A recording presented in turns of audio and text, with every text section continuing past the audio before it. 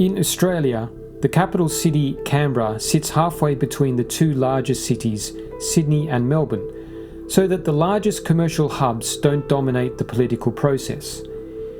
But the largest commercial hubs in Asia often are the capitals. Think of Tokyo, Seoul and Taipei. That means smaller cities live under the shadow of these huge capitals and perhaps lack the attention and resources these capitals attract. But one of these smaller mid-tier cities could pool their resources around Asia. I used ChatGPT to count 17 mid-tier cities in Taiwan, Japan and South Korea with a population between 1 to 3 million people. Adding them up came to around 32 million people. I hate this idea, which I don't know how feasible it is, but decided to write it down in a rough white paper anyway to stimulate discussion. I describe it as an Asian city business network.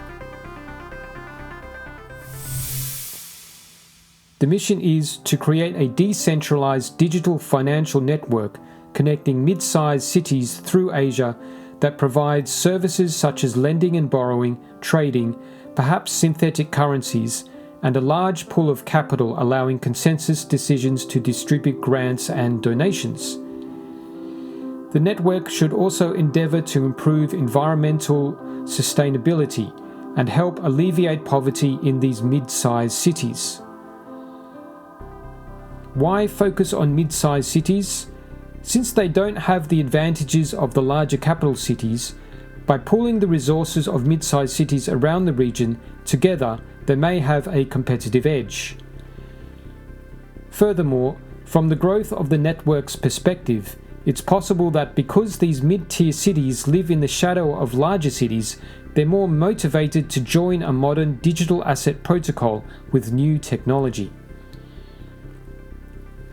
Regarding which layer 1 blockchain it could be built upon, or if it would be its own layer 1 blockchain, this question is beyond my expertise and would require developers to decide.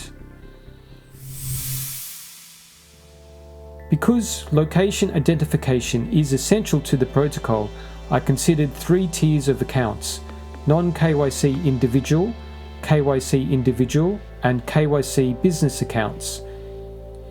Non-KYC is for anyone to join, but it relies on their honesty that they live in the mid-sized city they claim to live in, unless ZK Solutions can solve this.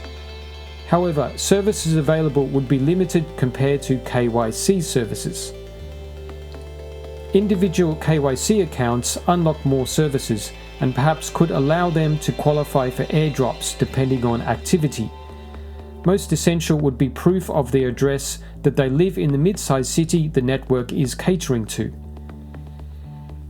Business KYC or company accounts, which require perhaps multi-sig addresses, would have access to business-specific services and loans. My idea for network growth would be in city steps. We get established in the first mid-sized city and then through an on-change selection process choose the next city. If the network is successful in joining 3 or 4 cities, then more cities may naturally want to join. Specifically, it would be city organizations and businesses that may show an interest, spurring more growth. City officials may be attracted by the potential to increase business in their cities.